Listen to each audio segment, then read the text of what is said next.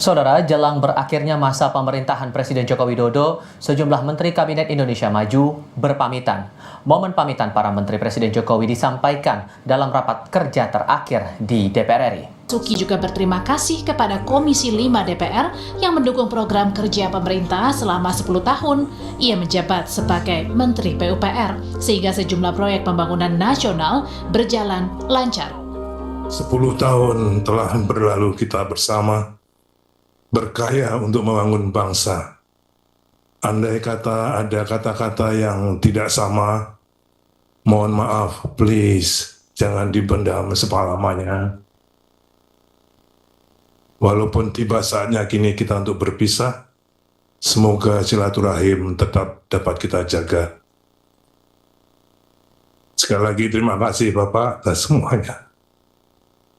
Terima kasih sekali lagi. Saya mohon pamit Ibu Bapak. Menteri Luar Negeri Retno Marsudi juga berpamitan kepada anggota Komisi 1 DPR sebagai mitra lembaganya pada rapat siang tadi di Senayan, Jakarta.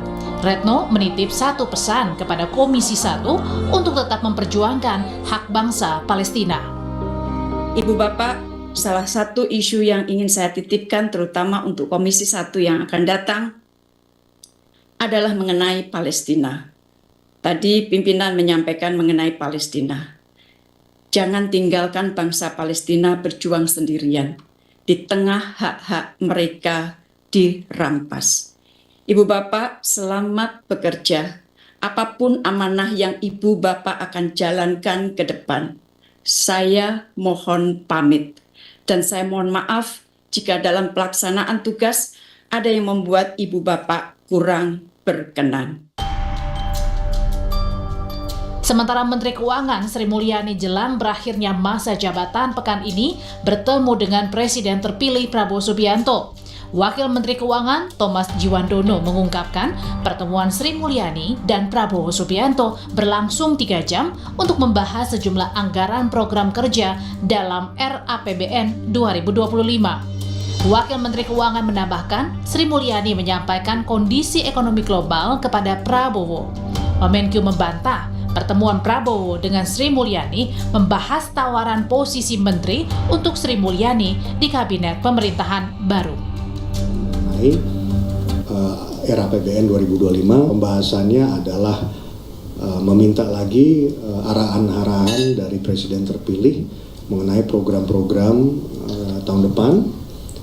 Dan juga menginformasikan ke Presiden terpilih mengenai dinamika ekonomi global. Kita tidak memberikan tidak ada bahasan sama sekali mengenai posisi dan apa baik itu antara Sri Mulyani dan Pak Prabowo.